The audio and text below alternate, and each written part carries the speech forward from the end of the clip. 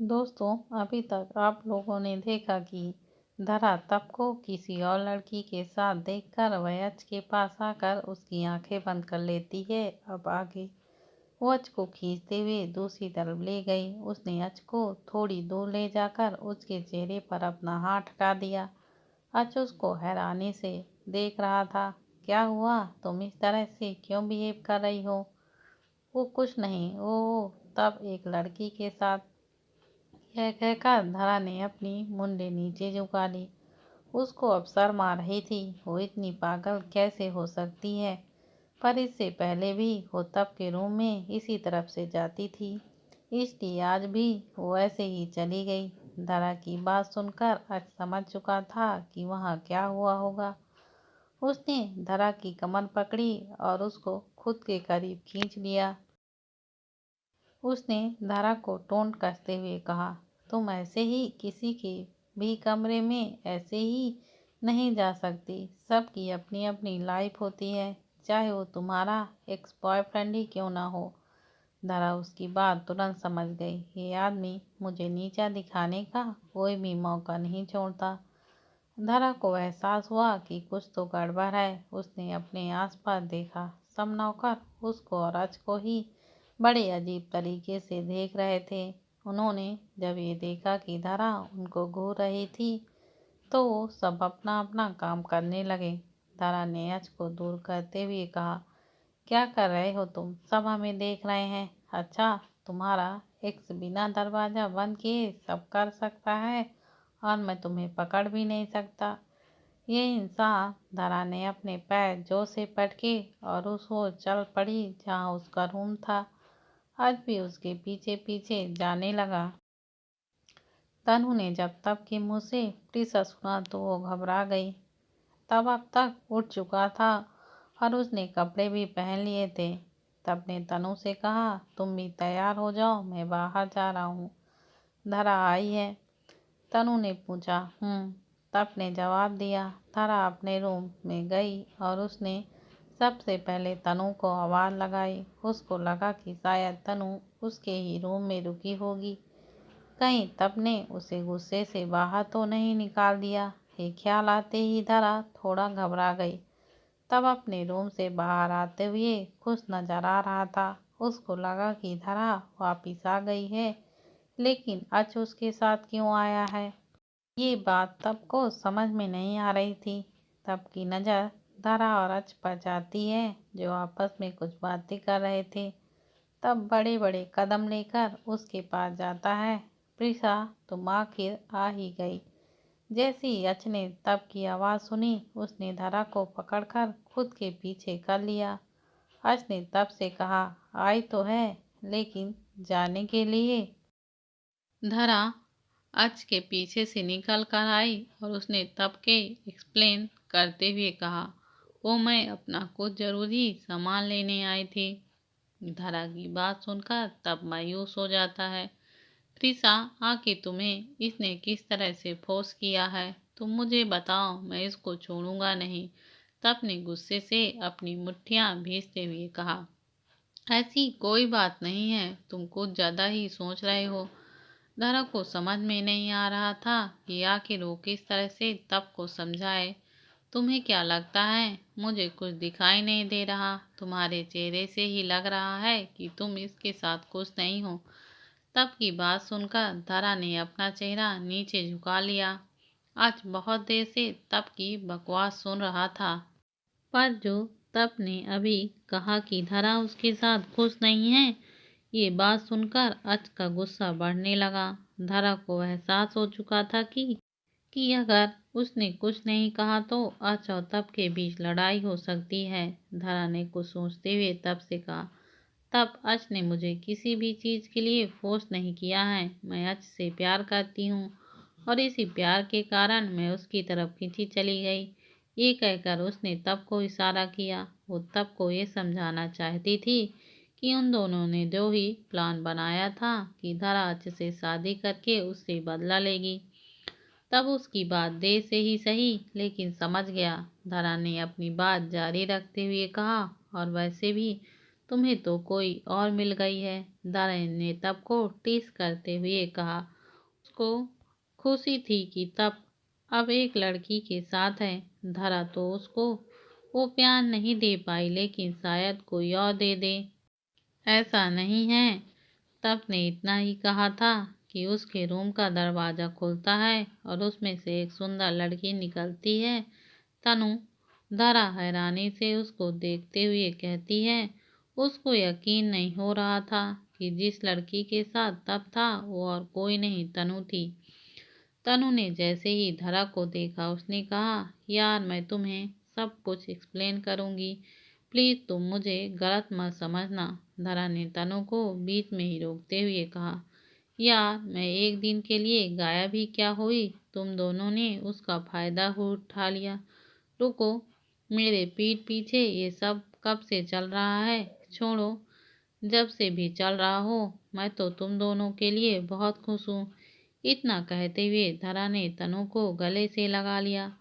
तनु और तप दोनों की आंखें फटी की फटी रह गईं।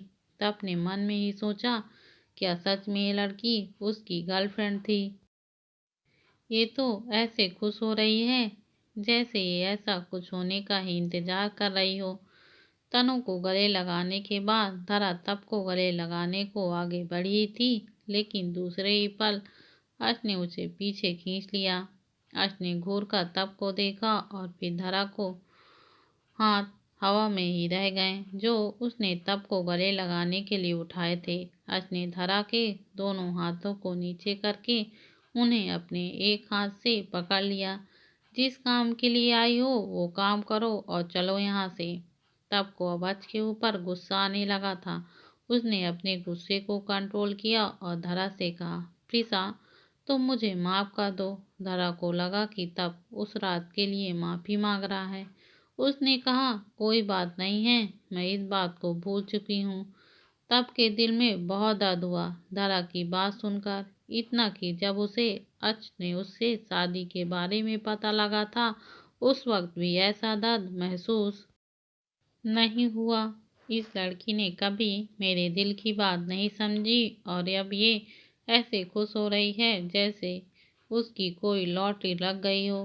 कहीं ये सच में अभी भी अर्श से प्यार तो नहीं करती? ये ख्याल आते ही तब का चेहरा जम सा गया। तनु जो कि अभी तक उसकी बातें सुन रही थी, उसको ये जानकर खुशी हुई कि धरा ने उसको गलत नहीं समझा। तनु को ये नहीं पता था कि धरा और तप रिलेशन में थे। वो तो बस इतना ही जानती थी कि जिस टाइम धरा कोमा में भी थी तो तप ने ही उसका ख्याल रखा था और वो अच्छे दोस्त हैं। उसको लगा था कि अगर धरा को ये सब पता चलेगी तो तप के साथ हम बिस्तर हो गई है तो कहीं उसके बारे में गलत ना समझे।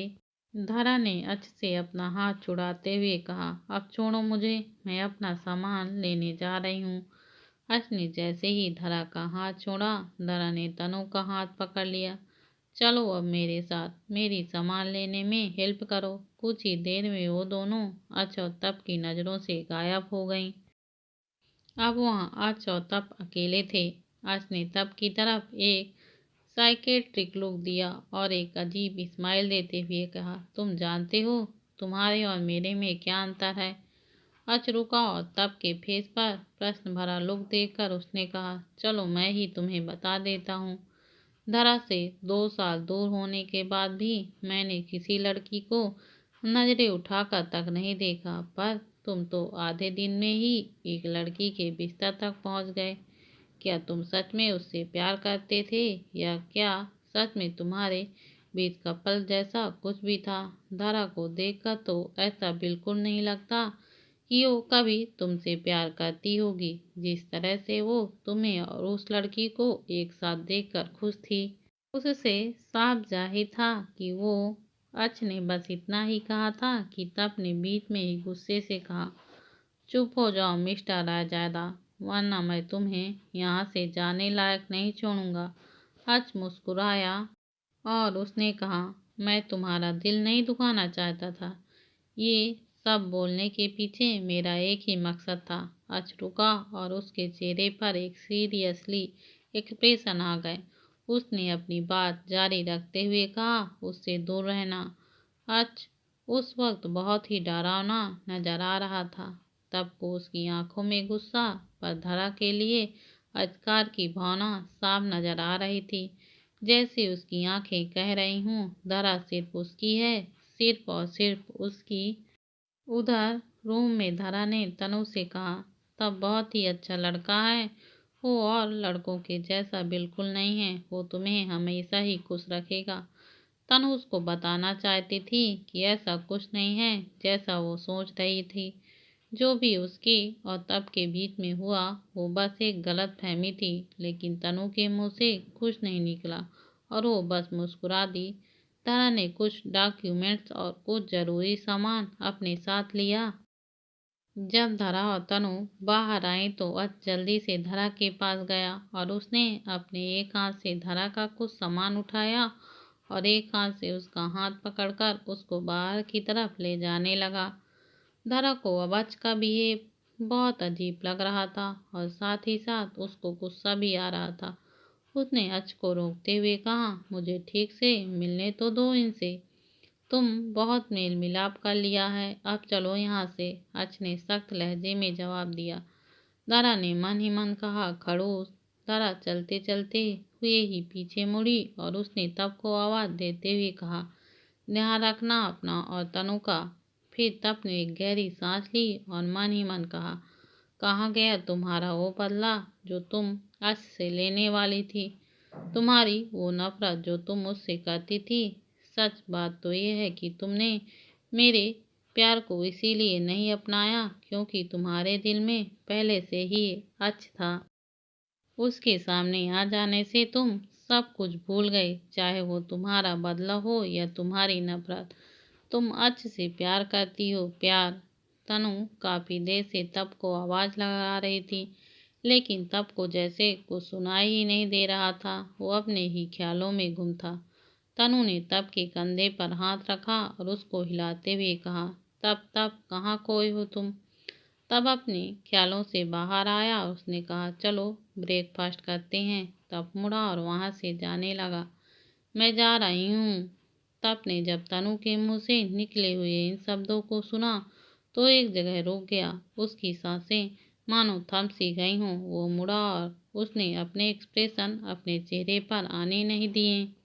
नाश्ता करके जाना, तब ने कहा और वो डाइनिंग टेबल की तरफ जाने लगा। वो दोनों एक दूसरे के सामने बैठ गए। मेड ने उन दोनों को नाश्ता दिया और वो वहां से चली गईं। तब ने चोर नजरों से तनु को देखा। एक इकलौती वो लड़की थी जो तब से इतना करीब आई थी। उन दोनों ने नाश्ता खत्म किया और तनु वहां से जाने लगी। उसके पास ले जाने के लिए ज्यादा सामान नहीं था। उसने तब को देखा जो अपने फोन में कुछ कर रहा था।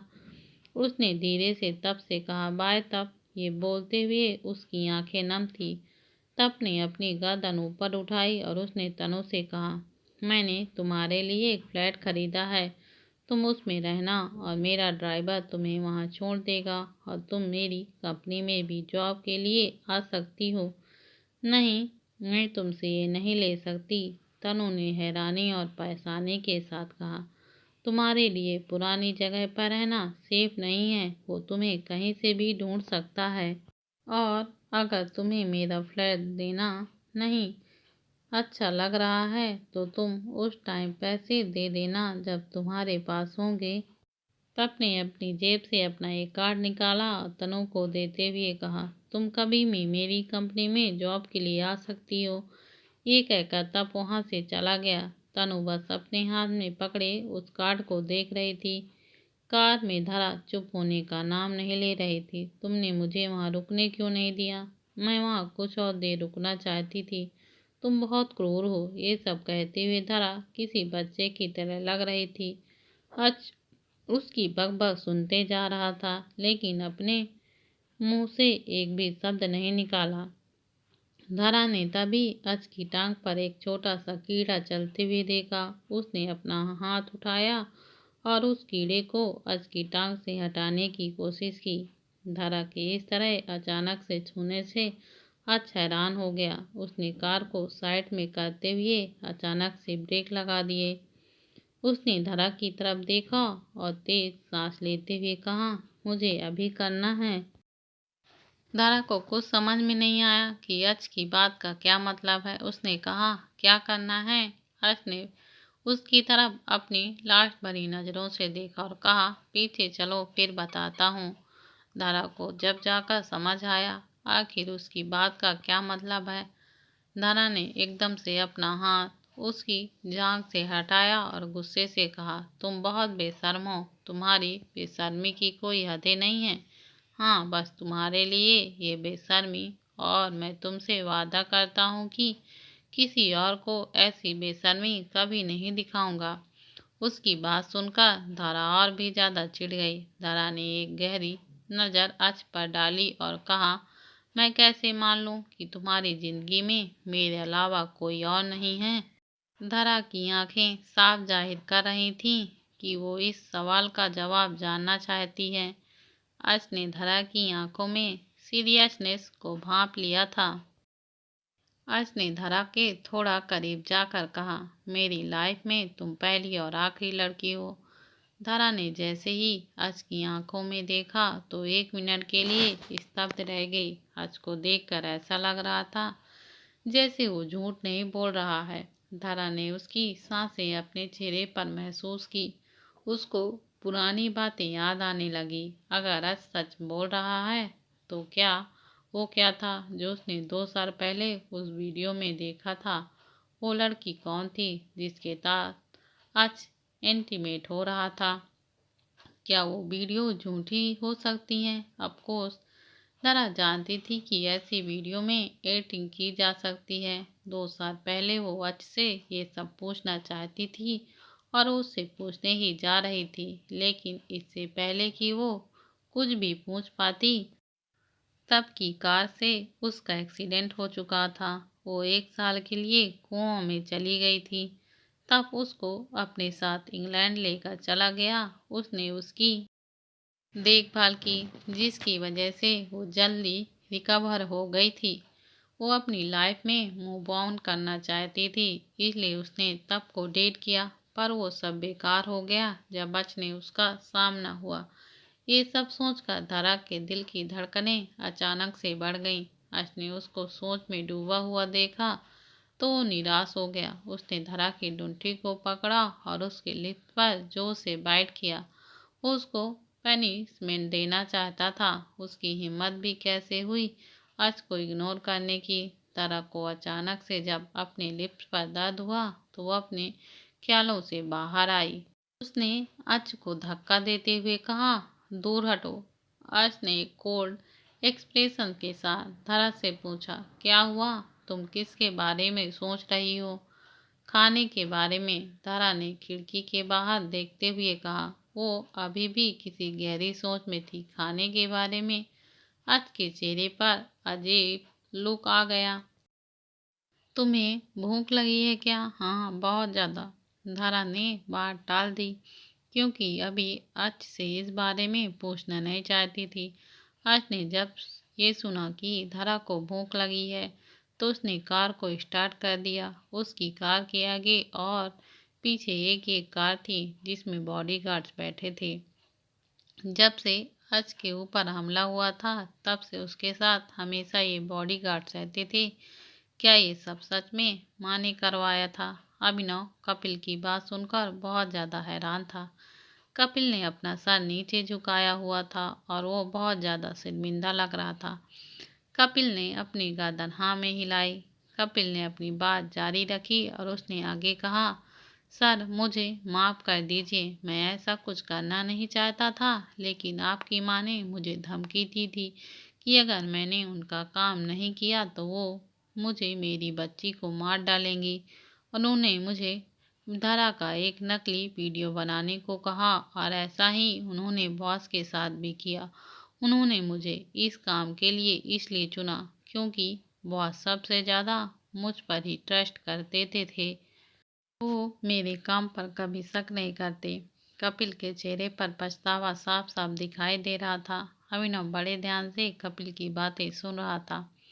मैं इतना गिर सकती हैं, मुझे तो ये कभी नहीं लगा था। अभिनव को अब अपने भाई और धरा के लिए बहुत बुरा लग रहा था। अभिनव ने कपिल से गंभीर होकर कहा, जितना जल्दी हो सके ये शहर छोड़ दो।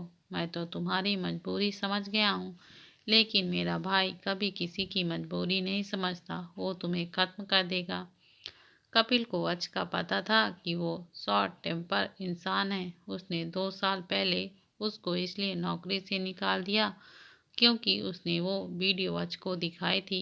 अगर अच को ये बात पता चलती कि उस वीडियो से छेड़छाड़ करने में भी उसका हाथ है तो अच उसको कहीं का नहीं छोड़ेगा। उसको खुद नहीं पता था कि अच उसका क्या हाल करता। उसके पसीने छूट गए थे और वो वहां से जल्दी से निकल गया। अभिनव अपनी चेयर से उठा और उसने गुस्से में कहा, माँ, आपको जवाब देना ही होगा। थोड़ी देर बाद अभिनव रायजादा मेंशन पहुंचा। उसने जाते ही चिल्लाना शुरू कर दिया, माँ माँ कहाँ हैं आप। उसके चिल्लाने से सब वो लोग वहाँ इकट्ठा हो गए। अभिनव के दादा और दादी भी वहाँ आ गए। क्या हुआ अभी तुमको, जो तुम इस तरह से चिल्ला रहा है। अभिनव की दादी ने पूछा तो अभी ने उनसे ही एक सवाल पूछ लिया, माँ कहाँ है। मैं यहाँ हूँ अभी, पर तुझे क्या हुआ, तू ठीक तो है ना। गीता जी ने थोड़ा परेशान होते हुए कहा। उन्होंने सीढ़ियों से नीचे उतरते हुए कहा, कहीं आज को तो नहीं कुछ हो गया। ये ख्याल आते ही गीता जी का दिल सहम गया। नहीं माँ, आप चिंता मत करिए, मैं और भाई बिल्कुल ठीक हैं। अभिनव ने एक गहरी सांस ली और उसने कहा, माँ, आप कोई टीवी सीरियल क्यों नहीं ज्वाइन कर लेती, और हाँ, आप उनमें विलेन का रोल प्ले करना, क्योंकि आपको बहुत अच्छा सूट करता है। अभिनव को इतना बेरुखी से बात करते हुए देख गीता जी के मानो होश उड़ गए थे। आज तक उनके दोनों बेटों में से किसी ने भी उनके साथ इस तरह से बात नहीं की थी। पहले तो गीता जी को लगा कि अभिनव रोज की ही तरह मजाक कर रहा होगा, लेकिन उसके चेहरे के सख्त एक्सप्रेशन देखकर वो समझ गई कि कुछ तो बात है जिस वजह से अभिनव परेशान है। अभिनव के दादाजी भी उसके इस बिहेवियर से काफी हैरान हो गए। गीता जी ने अभिनव के चेहरे पर अपना हाथ रखते हुए कहा, बेटा। गीता जी के मुंह से सिर्फ इतना ही निकला। इतने में अभिनव पीछे हो गया। आप पहले ये बताइए कि आपने 2 साल पहले ऐसा क्यों किया। आपने अपने ही बेटे की एक नकली वीडियो बनाई, और उतना ही नहीं, आपने एक लड़की के साथ भी ऐसा ही किया। अभिनव की बात सुनकर गीता दी तुरंत समझ गई कि आखिर वो किस बारे में बात कर रहा है, लेकिन अभिनव के दादा दादी उसकी बात नहीं समझे। उन्होंने एक साथ कहा, वीडियो? कैसी वीडियो? तुम किस तरह की वीडियो की बातें कर रहे हो। अभिनव ने उसकी बात सुनी और कहा, आप इनसे ही क्यों नहीं पूछ लेते कि किस तरह इन्होंने भाई की लाइफ से एक लड़की को निकालने के लिए एक नकली वीडियो बनाई, जिसमें उन्होंने किसी और की जगह भाई का चेहरा लगा दिया। और फिर भी ये इतने में नहीं रुकी, इन्होंने उस लड़की के साथ भी ऐसा किया। अभिनव की बात सुनकर वो सब लोग वहां पर जम गए। गीता जी ने शर्म के कारण अपना चेहरा नीचे झुका लिया। आज उनके अपने बेटे ने ही उन्हें सबके सामने शर्मिंदा किया था। अभिनव के दादा दादी ने एक साथ गीता जी से पूछा, ये अभिनव क्या कह रहा है, ये सच है क्या। गीता जी का चेहरा झुका हुआ था और उन्होंने उनकी बात का कोई जवाब नहीं दिया। गीता जी से जवाब न पाकर अभिनव के दादा दादी समझ गए कि अभिनव सच बोल रहा है। गीता जी की आंखों में अब गुस्सा भर आया था। उन्होंने गुस्से में अभिनव से कहा, वो लड़की हमारी बहू बनने के लायक ही नहीं थी। लायक? अभिनव जोर से हंस दिया, कि आप भाई को नहीं जानती। जो चीज उन्हें पसंद आ जाए वो उनकी ही होती है, और वो उसे किसी भी कीमत पर हासिल करके ही लेते हैं। अब भी आपने क्या ही कर लिया, देर से ही सही, पर भाई ने उसी लड़की से शादी कर ली है। शादी? ये शब्द सुनकर वो तीनों हैरानी से अभिनव को देखने लगे। अभिनव के दादाजी ने गुस्से से कहा, ये ऐसा बेहुदा झूठ बोलने की तुम्हें जरूरत नहीं है। झूठ? अगर आपको यकीन नहीं होता तो खुद जाकर हमारी पुश्तैनी हवेली में देख सकते हैं। वहाँ भाई एक लड़की के साथ रहते हैं जिससे उन्होंने शादी कर ली है। हाँ, मगर भाई आपकी इस फालतू की करतूत के बारे में पता लग गया तो आपने कभी सोचा भी नहीं है कि उन पर क्या बीतेगी। अभिनव की बात सुनकर गीता जी का चेहरा पीला पड़ गया। अभिनव ने इतना कहा और वहां से निकल गया। अभिनव के जाते ही विक्रांत जी ने अपनी मुट्ठी कसकर बंद कर ली। उन्होंने एक नौकर से गुस्से में कहा, जल्दी से गाड़ी रेडी करो हवेली जाने के लिए। दूसरी तरफ से धरा और आज जब हवेली पहुंचते हैं तो धरा ने खूब सारा खाना खाया। आज उसको एक बच्चे के जैसा खाना खाते हुए देखकर काफी रिलैक्स लग रहा था। धरा को खाना खाने के बाद एप्पल खाने का मन हुआ। उसने एक चाकू उठाया और उसको काटना शुरू कर दिया। एप्पल को काटते वक्त उसका ध्यान कहीं और होने के कारण हाथ कट गया। धरा के हाथों से काफी खून बहने लगा। जब एक मेड ने धरा का हाथ देखा तो वो चिल्लाने लगी, मैडम का हाथ कट गया। जो कि हॉल में ही सोफे पर बैठा था। उसने जब ये सुना तो वो जल्दी से खड़ा होकर किचन की तरफ जाने लगा। आज परेशान सा जब किचन में पहुंचा तो एक मेड पहले ही धरा के हाथ में पट्टी बांध रही थी। धरा के हाथ से खून अभी भी निकल रहा था। चाकू काफी शार्प था। उस मेड ने कहा। आज तुरंत धरा के पास गया और उसने उस मेड से फर्स्ट एड बॉक्स ले लिया और धरा को खुद से पट्टी बांधने लगा। उसने मेड से कहा, जल्दी डॉक्टर को फोन करो। मेड ने आज की बात सुनी और वो डॉक्टर को फोन करने चली गई। धरा जो कि अच के पट्टी बांधने से हैरान थी, जब उसने डॉक्टर वाली बात सुनी तो उसने जल्दी से कहा, ये बस थोड़ी सी ही चोट है, डॉक्टर बुलाने की क्या जरूरत है। अच ने थोड़ा सख्त लहजे में कहा तो धरा चुप हो गई। थोड़ी देर बाद धरा सोफे पर बैठी थी और उसके सामने डॉक्टर था। उसके बगल में अच बैठा हुआ था। डॉक्टर एक इंजेक्शन निकाल कर बैठा था जो एंटीसेप्टिक का था। दारा उस इंजेक्शन को देखकर बहुत ज़्यादा डर गई थी। उसने डरते हुए कहा, इसकी कोई ज़रूरत नहीं है, मुझे इतनी ज़्यादा चोट नहीं लगी है। दारा किसी भी कीमत पर वो इंजेक्शन नहीं लगाना चाहती थी। वो इंजेक्शन से बहुत ज़्यादा डरती थी। बहुत कोशिश करने के बाद भी धरा इंजेक्शन लगाने को तैयार ही नहीं थी। अंत में अच ने परेशान होकर धरा का हाथ पकड़ा और डॉक्टर की तरफ बढ़ते हुए कहा, इसका हाथ काट दो।